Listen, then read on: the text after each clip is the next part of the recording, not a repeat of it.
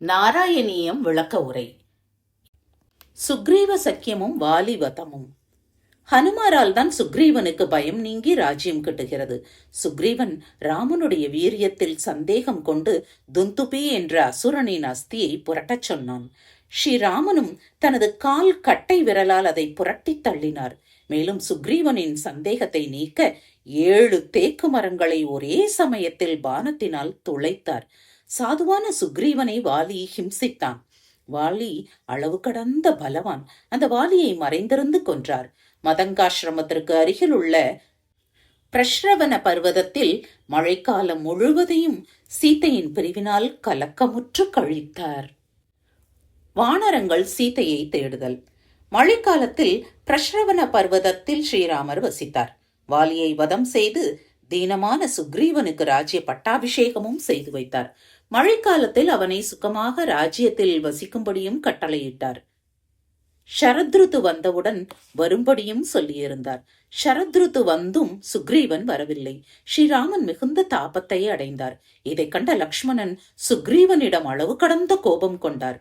அப்பொழுது ஸ்ரீராமன் லக்ஷ்மணனை தோழனை காக்க வேண்டியது நமது கடமை என்று சொல்லி சமாதானம் செய்து சுக்ரீவனை அழைத்து வரும்படி அனுப்பினார். லக்ஷ்மணனும் சுக்ரீவனிடம் கோபம் காட்டி பேசினான். தாரை வந்து சமாதானம் செய்தாள். பிறகு சுக்ரீவன் லக்ஷ்மணனையும் பல்லக்கில் ஏற்றிக் கொண்டு புறப்பட்டான். இருவரும் ஸ்ரீராமனிடம் வந்து சேர்ந்தார்கள். சுக்ரீவன் தவறு செய்து விட்டதை எண்ணி மிக்க பயத்தை அடைந்தான். ஸ்ரீராமன் சர்வ ஜீவராசிகளுடைய பயத்தையும் போக்குபவர் ஆகையால் சுக்ரீவனை கோபிக்காமல் அனுக்கிரகம் செய்தார். சுக்ரீவனும் ஏராளமான வானர படைகளை 4 திக்குகளிலும் அனுப்ப திரட்டி நிறுத்தினான். அப்பொழுது தெற்கு திக்கிற்கு செல்லும் வானரர்களின் நடுவில் உள்ள ஹனுமாரிடம் மோதிரத்தையும் கொடுத்து செய்தியையும் சொல்லி அனுப்பினார். சுக்ரீவன் தனக்காக ஏராளமான சைனியத்தை தயாரித்தது கண்டு ஸ்ரீராமன் மிகவும் சந்தோஷப்பட்டாராம். புலி இயக்கம் அளித்தலும் சூடாமணி பிரதானமும். ஹனுமார் சமுத்திரத்தை தாண்டினார். அங்கு இலங்கையில் எல்லா இடங்களிலும் சீத்தையை தேடினார். அசோகவனத்தில் ஜனக புத்திரியை கண்டார். அவள் ஸ்ரீராமனுடைய பிரிவினால் துக்கப்பட்டு பிராணனை விட முயன்று கொண்டிருந்தாள். அப்பொழுது ஹனுமார் ஸ்ரீராமாயணத்தை மனமுருகி சிம்சுபா மரத்தின் நுனியிலிருந்து கொண்டு சொன்னார். அதை கேட்டதும் தேவி பரமானந்தத்தை அடைந்தாள்.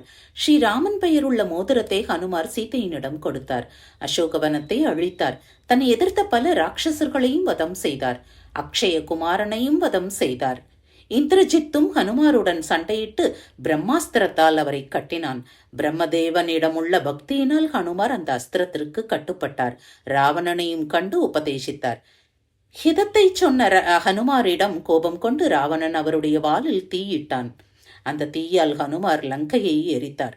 உடனே சீக்கிரமாக சீதை அளித்த சூடாமணியை ஸ்ரீராமனிடம் கொண்டு வந்து கொடுத்தார்.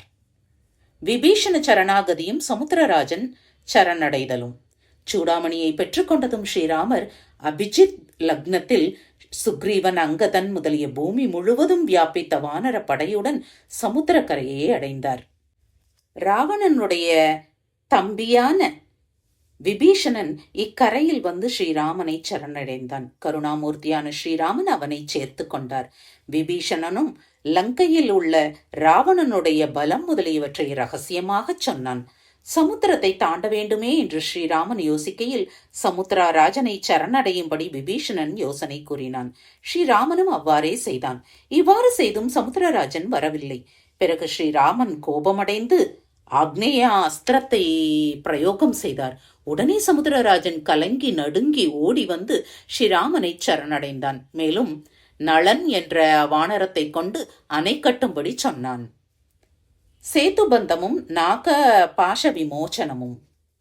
வானரங்கள் எல்லா திக்குகளிலிருந்தும் பெரும் மலைகளை கொண்டு வந்தன. அவற்றை சமுத்திரத்தில் போட்டு ஸ்ரீராமன் அணை கட்டச் சொன்னார். மொத்தம் 5 தினங்களில் அணை கட்டியதாயும் அதில் முதல் நாள் 14 யோஜன தூரமும், 2வது நாள் 20 யோஜனை தூரமும், 3வது நாள் 21 யோஜனை தூரமும், 4வது நாள் 22 யோஜனையும், 5ஆம் நாள் 23 யோஜனையுமாக அணையை கட்டி பூர்த்தி செய்தனர். 1 யோஜனை என்பது 10 மைல்.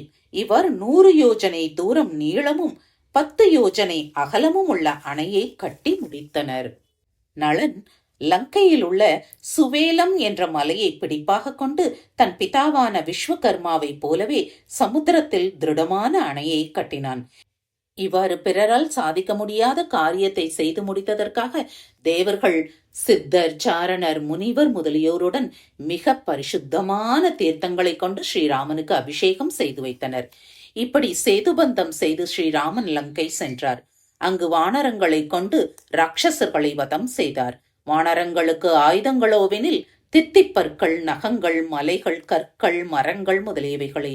இவ்வாறு ஸ்ரீராமன் தன் வீரத்தை லங்கையில் நன்கு காண்பித்தார். இந்திரஜித் நாகபாஷத்தால் ஸ்ரீராமனையும் லக்ஷ்மணனையும் கட்டிவிட்டான். அப்பொழுது கருடன் வேகமாக வர இறக்கைகளில் காற்று பட்டு ஸ்ரீராம லக்ஷ்மணர்களின் சரீரத்தினின்று பாம்புகள் வெளியேறிவிட்டன. ஸ்ரீராம லக்ஷ்மணர்கள் அளவற்ற பலத்துடன் கூடி மறுபடியும் யுத்தம் செய்ய ஆரம்பித்து விட்டனர். வானர சைனியங்கள் லங்கா நகரத்தை ஆக்கிரமித்ததை கண்டு ராவணன் நிகும்பன், கும்பன், தூம்ராக்ஷன், துர்முகன், சுராந்தகன், நராந்தகன் முதலியோர்களையும் புத்திரனான இந்திரஜித்தையும் பிரகஸ்தனையும் அதிகாயன், விகம்பனன் முதலியோரையும் அனுப்பினான். இவர்களை வானர சைனியங்களும் லக்ஷ்மணனும் ஸ்ரீராமரும் வதம் செய்த விவரம் மேலும் சில ஸ்லோகங்களால் சொல்லப்பட்டிருக்கிறது. தனது மாயா சக்தியை புகழ்ந்து பேசிய இந்திரஜித்தை லக்ஷ்மணன் வதம் செய்தான். இந்திரஜித்தை வதம் செய்த காரணத்தால் கோபமடைந்த ராவணன் சிறந்த சக்தி ஆயுதத்தை லக்ஷ்மணன் மீது பிரயோகித்தான். அதனால் லக்ஷ்மணனுடைய உயிர் சரீரத்தை விட்டு நழுவியதாக கூறியிருக்கிறார். வாயுபுத்திரனான ஹனுமார் ஓஷதி பர்வதத்தை எடுத்து வந்தார். அதை முகர்ந்ததால் லக்ஷ்மணர் மூர்ச்சை தெளிந்து எழுந்து விட்டார். ராட்சச மாயையினால் ஸ்ரீராமனும் யுத்தம் செய்ய கலங்கினாராம். அதாவது இந்திரஜித் மாயா சீதையை வதம் செய்ததை பார்த்து இனி யுத்தத்தால் பயனில்லை என நினைத்து விட்டதே ஆகும். அப்பொழுது விபீஷணன் இது மாயையின் செய்கை என்பதை எடுத்துரைத்தார். இதனால் பக்தனான விபீஷணனை கௌரவிப்பதற்கே இம்மாதிரி செய்ததாக கொள்ள வேண்டும். கும்பகர்ணனோவெனில் யுத்தத்திற்கு வந்தான். அவன் வரும்போதே அவனது அடிவைப்புகளால் பூமி நடுங்கியது. இவ்வாறு தன்னை நோக்கி வந்த கும்பகர்ணனை ஸ்ரீராமர் வதம் செய்தார்.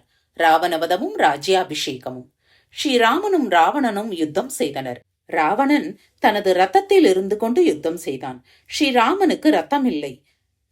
ராவண யுத்தத்தை தர்ஷிக்க இந்திராதி தேவர்கள் ஆகாசத்தில் குழுமி இருந்தனர். அப்பொழுது தேவேந்திரன் தனக்கு சத்ரு ஜெயம், இந்திர பட்டம் முதலிய பாக்கியங்கள் எந்த பகவத் கடாட்சத்தால் கிடைத்ததோ அவனே ஸ்ரீராமனாக அவதரித்து இருப்பதால் அந்த தெய்வத்திற்கு மாதலி மூலம் தனது தேரையும் திவ்ய கவச்சங்களையும் அனுப்பினான். அதை ஸ்ரீராமன் அன்புடன் ஏற்றுக்கொண்டார். ராவணனை எதிர்த்து யுத்தம் செய்தார். ஸ்ரீராமனுக்கும் ராவணனுக்கும் நடந்த யுத்தத்தை ஸ்ரீ வால்மீகி இவர்களின் போருக்கு உவமை இவர்களது போரே ஆகும் என பொருள்பட கூறியிருக்கிறார். சாமானிய பானங்களால் ராவணனுடைய தலைகளை அறுத்தபோது அவனது தலைகள் திரும்ப திரும்ப 101 முறை முளைத்து வந்தன. அதை கண்டு ஸ்ரீராமன் கவலை கொண்டார். இப்படி வருந்துவதெல்லாம் தன்னை மனுஷ்யாவதாரம் என நடித்து காட்டுவதற்கே ஆகும். அப்பொழுது தேவலோகத்திலிருந்து வந்த மாதலி ராவணனை சாமானிய பானங்களால் கொல்ல முடியாது என்றும் பிரம்மாஸ்திரத்தால் தான் வதம் செய்ய முடியும் என்றும் ராவணனுக்கு மரணம் இந்த சமயத்தில்தான் என தேவர்கள் நிச்சயித்திருப்பதாயும் கூறியதாக ஸ்ரீ வால்மீகி ராமாயணத்தில் சொல்லப்பட்டிருக்கிறது. அதனால் ஸ்ரீராமன் ராவணனுடைய கழுத்துக்களை பிரம்மாஸ்திரத்தால் அறுத்து தள்ளினான்.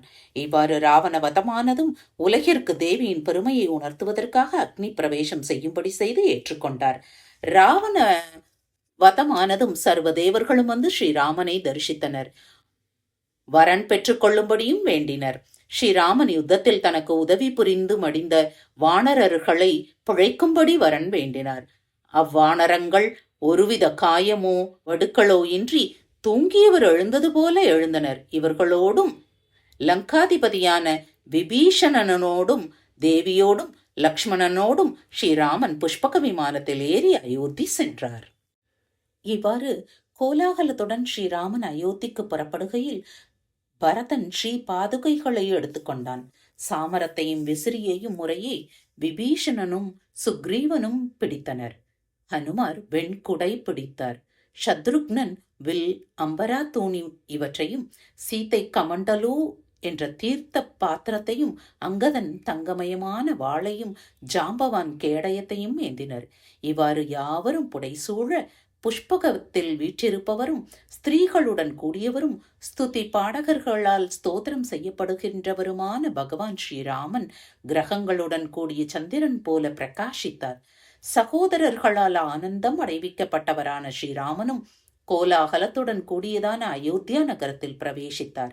அங்கு தசரதரின் மாளிகையை அடைந்து பூஜிக்கப்பட்டவராய் தன் தாயாரையும் மற்ற தாய்மார்களையும் குருக்களையும் நண்பர்களையும் சிறியவர்களையும் தக்கவாறு கௌரவித்தார். லக்ஷ்மணனும் சீத்தையும் கூட அவ்வாறே செய்தார்கள். அந்த தாய்மார்களோவெனில் புத்திரர்களை கண்டதும் பிராணன்களை கண்ட உடல் போல எழுந்து அவர்களை மடியிலேற்றி வைத்துக்கொண்டு ஆனந்த கண்ணீர் சொரிந்து தங்கள் துக்கங்களை விட்டனர். குருவான வசிஷ்டர் தன் குலத்தில் உதித்த பெரியோர்களுடன் முறைப்படி ஜடைகளை விடுவித்து 4 சமுத்திர தீர்த்தங்களாலும் மற்றுமுள்ள புண்ணிய தீர்த்தங்களாலும் தேவேந்திரனை போல பட்டாபிஷேகம் செய்து வைத்தார்.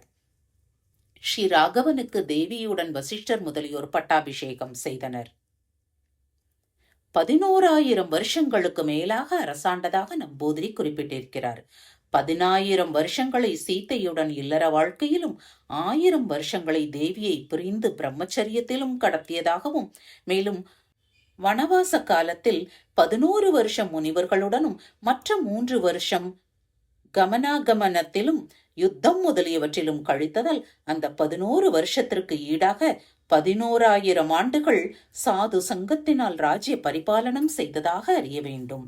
இப்படி 10,000 வருஷ காலம் வசித்த பிறகு தேவி கர்ப்பவதியானாள். இந்த சமயத்தில் யாரோ ஒருவன் தேவி லங்கையில் வசித்ததை பற்றி தூஷணமாக கூறினான். இதை கேட்ட ஸ்ரீராமன் தேவியை காட்டில் தியாகம் செய்துவிட்டார். இப்படி தியாகம் செய்யலாமா என பக்தர்களுக்கு தோன்றலாம். தோஷமுள்ள ஒரு ஸ்திரீயை ஸ்ரீராமன் கிரகித்துக் கொண்டான் என்று உலகம் எண்ணுமேயாகில் ஸ்ரீராமனுடைய சொல்லிலோ செயலிலோ மக்களுக்கு நம்பிக்கை ஏற்படாது. ஸ்ரீராமன் சாமானியமான ஒரு சிறிய குடும்பத்தை நடத்தும் தலைவன் அல்ல, தேசங்களுக்கு தலைவன். இவனது செய்கையால் உலகம் நற்செயல்களை உடையதாக ஆக வேண்டும். இத்தகைய ஸ்ரீராமன் ஒரு தவறை செய்தான் என உலகம் நினைத்தால் அவன் செய்யும் நற்காரியங்களையும் உபதேசங்களையும் நல்லதெனவோ உண்மையெனவோ நம்ப மாட்டார்கள். அரசன் எவ்வழியோ மக்களும் அவ்வழி என்னும் பழமொழி உண்மையானது. உலகிற்காகவே ஸ்ரீராமன் தேவியை தியாகம் செய்தான். இதன் உண்மையை தேசாபிமானிகள் எனப்படுவோர் உணர வேண்டும். குஷலவகானமும் ஸ்ரீராமன் வைகுண்டம் செல்லுதலும். ஸ்ரீராமன் அஸ்வமேத யாகம் செய்தார். மகரிஷிகளும் மற்றும் பல ஆஸ்திகர்களும் தர்சனத்திற்கு வந்திருந்தனர். அப்பொழுது ஆதி கவியான ஸ்ரீ வால்மீகி முனிவரும் தனது சிஷ்யர்களான குஷலவர்களுடன் அங்கு வந்தார். இந்த இனிய காவியத்தை குஷலவர்களை கொண்டு சபையில் கானம் செய்யும்படி செய்தார். அப்பொழுது வால்மீகி சீதையை கூட அழைத்துச் சென்றிருந்தார். ஸ்ரீராமனிடம் தேவியை ஏற்கும்படி உத்தரவிட்டிருந்தார். ஸ்ரீராமனோ பெரியோரின் கட்டளைப்படி நடப்பவன், ஆதலால் சீதையை ஏற்க சம்மதித்தார். அப்பொழுது பூமி தேவி சீதையை தன்னிடம் வரும்படி அழைத்தாள். அப்பொழுது அங்கு பூமி பிளந்தது. அதற்குள் தேவி பிரவேசித்து விட்டாள். இப்படி தேவி மறைந்ததும் யமதர்மராஜா ஸ்ரீராமனிடம் வைகுண்டம் வர வேண்டுமென்று பிரார்த்தித்தான். காரணத்துடன் லக்ஷ்மணனை தியாகம் செய்தார். லக்ஷ்மணன் வைகுண்டம் சென்ற பிறகு ஸ்ரீராமனும் அயோத்தியில் உள்ள புல் பூண்டு முதலியவற்றுடன் சரையூ நதியில் மூழ்கி வைகுண்டம் சென்றார். மேலும் ஸ்ரீராமன் வைகுண்டம் போகும் பொழுது அயோத்தியாவாசிகள் யாவரும் தங்களையும் கூட அழைத்துச் செல்லும்படி வேண்டினர். பிறகு ராமன் குஷலவர்களுக்கு பட்டாபிஷேகம் செய்வித்து மதுரையிலிருந்து சத்ருக்னனை அழைத்து வரச் செய்தார். ஸ்ரீராமன் வைகுண்டம் செல்லவிருப்பதை அறிந்து ராட்சசர்களும் வானரர்களும் அவரிடம் வந்து சேர்ந்தனர். இவ்வாறு சுக்ரீவனை முன்னிட்டு கொண்டு வந்த வானரர்களும் விபீஷணனை முன்னிட்டு கொண்டு வந்த ராட்சசர்களும் தாங்களும் கூட வர முடிவு செய்திருப்பதாக தெரிவித்தனர். ஸ்ரீராமன் அவர்களின் கோரிக்கையை சந்தோஷத்துடன் ஏற்றுக்கொண்டார். விபீஷணனிடம் மட்டும், நீ லங்கையில் மக்கள் உள்ள மட்டும், சந்திர சூரியர்கள் உள்ள மட்டும், பூமி உள்ள மட்டும், உலகில் என் கதை உள்ள மட்டும் மக்களை நீதி வழுவாமல் அரசாள கடவாய். மேலும் இக்ஷ்வாகு குல தெய்வமும் ஜெகந்நாதனும் இந்திரன் முதலிய எல்லா தேவர்களாலும் ஆராதிக்கத்தக்கவருமான ஸ்ரீரங்கநாதனை நீ ஆராதித்து வரவேண்டும் என்று கூறினார். இவ்வாறு விபீஷணனை பணித்துவிட்டு ஸ்ரீராமன் ஹனுமாரை பார்த்து, உலகில் என் கதை உள்ளவரை நீ மிகுந்த சந்தோஷத்துடன் வசித்து வர கடவாய் என கூறி ஹனுமார் அங்கதன், ஜாம்பவான், மைந்தன், விவிதன் ஆகிய ஐவரையும் என்றென்றும் வாழ்ந்து வரும்படி அனுகிரகித்தார்.